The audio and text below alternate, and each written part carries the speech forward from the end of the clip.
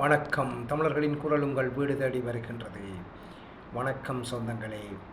அர்ச்சுனா எம்பியின் முதலாவது அதிரடி உரை வீர மறவர்களுக்கு முதல் வணக்கம். இதுதான் இங்கே பெரிய புரளியை கிளப்பிவிட்டிருக்கின்றது.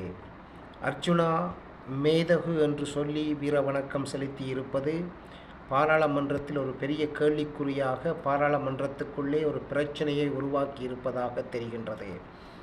என்னதான் இருந்தாலும் கடந்த நாட்களிலே நாங்கள் சந்தித்த கைதுகள், இப்பொழுது எங்கள் தமிழர்கள் மத்தியிலே 3-4 பேர்கள் கைது செய்யப்பட்டிருக்கிறார்கள். மேதகு பிரபாகரனின் படத்தை தங்களுடைய அதாவது வெப்புகளிலே பேச்சுகளிலே போட்டபடியால் அவர்கள் கைது செய்யப்பட்டிருக்கின்றார்கள். ஆனால் இங்கே அர்ச்சுனா பாராளுமன்ற எம்பியாக இருந்து கொண்டு பாராளுமன்றத்திலே இதை தைரியமாக சொல்லுகின்றார் என்றால் இது ஒரு பெரிய பிரச்சனையாக இவருக்கு வந்து விழப்போகின்றது என்பது உண்மையான விடயம். மக்களால் தெரிவு செய்யப்பட்ட மக்களுக்காக பாராளுமன்றம் சென்ற அர்ச்சுனா மக்களுடைய சேவையை தொடராமல் தன்னுடைய வரலாற்றை, தன்னுடைய இந்த பாராளுமன்ற பதவியை வேறு பக்கம் திருப்புவதாக நான் புரிந்து கொள்ளுகிறேன். உண்மையிலே சொல்லப்போனால் இந்த அர்ச்சுனா என்பவர் ஒரு மிகவும் அறிவாளி என்று தான் நான் சொல்லுவேன். ஏனென்று சொன்னால் அவர் நடத்துகின்ற ஒவ்வொரு நாடகங்களையும் சரியான பாதையிலே நடத்தி சென்று கொண்டிருக்கின்றார்.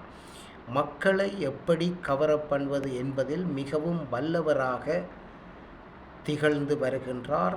மக்கள் அவரை தொடர்ந்து விரும்புகின்றார்கள். இது உண்மையான ஒரு விடயம். ஆனால் இங்கே இந்த பாராளுமன்றத்தில் இவர் ஆற்றிய உரையும் இதற்கு பின்னால் இருக்கிற சம்பவங்களையும் நாங்கள் நினைத்து பார்ப்போமானால் தமிழர்கள் மிகவும் முக்கியமாக கவனிக்க வேண்டிய விடயம் என்னவென்று சொன்னால், அர்ச்சுனாவால் விடுக்கப்பட்டிருக்கின்ற அந்த உரையின் மூலம் அவருக்கு வர இருக்கின்ற ஆபத்தை தமிழர்கள் நினைத்து கொள்ள வேண்டும். ஏனென்று சொன்னால், ஒரு நாட்டிலே பாதுகாப்பு துறையினால் சட்ட ரீதியாக தடை செய்யப்பட்ட இயக்கம் தமிழீழ விடுதலை புலிகள் இயக்கம். அந்த இயக்கத்தின் தலைவர் பிரபாகரனின் கொண்டாட்டங்களில் கலந்து கொண்டது பிழையான ஒரு விடயம்தான் என்பதை நாங்கள் அறிந்து கொள்வோம்.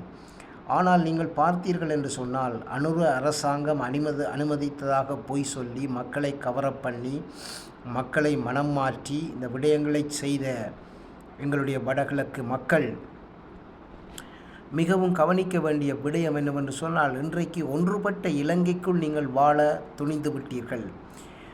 எங்கள் மக்களில் பல பகுதியினர் இன்றைக்கு அனுரகுமார திசாநாயக்காவின் கட்சியான என்பிபிக்கு வாக்களித்திருக்கின்றார்கள். அங்கிருந்து பிரதிநிதிகளை தெரிவு செய்திருக்கின்றார்கள். இவையெல்லாம் நடந்தது என்றால் உங்கள் மக்கள் இன்றைக்கு சேர்ந்து வாழ துணிந்து விட்டார்கள் என்று தான் சொல்ல முடியும். ஆகவே சில விடயங்களை நாங்கள் ஒதுக்கித்தான் ஆக வேண்டும் என்ற நிலைக்கு வந்தால்தான் இலங்கையில் ஒற்றுமையாக வாழ முடியும். இப்பொழுது இந்த பயங்கரவாத தடை சட்டத்தை நிச்சயமாக அனுர அரசாங்கம் நிறுத்தாது என்பது திட்ட தெளிவாக தெரிய வந்துள்ளது. ஏனென்று சொன்னால், எங்கள் மக்கள் செய்கின்ற செயல்களினால் இந்த பயங்கரவாத சட்டம் அமுலுக்கு திரும்பவும் ஆல்ரெடி இருக்கின்றது. அதை ஒரு கட்டாய சட்டமாக இந்த அனுர அரசாங்கம் கொண்டு வரும் என்பதில் எனக்கு எந்த ஐயப்பாடும் இல்லை. நான் அனுர அரசாங்கத்தை ஆதரித்து பேசவில்லை. ஆனால் இங்கே சட்டமாக இருக்கின்ற விடயத்தை இவர் நன்கு அறிந்து கொள்ள வேண்டும். இவர் ஒரு டாக்டர், இவர் ஒரு பாராளுமன்ற உறுப்பினர், மக்களால் தெரிவு செய்யப்பட்ட ஒரு பிரதிநிதி, அங்கே இந்த நாட்டை ரிப்ரசன்ட் பண்ணுகின்ற ஒரு பாராளுமன்ற உறுப்பினராக இருக்கும் பொழுது இந்த நாட்டு சட்டத்திற்கு ஊடாக நடந்து கொள்ள வேண்டும்.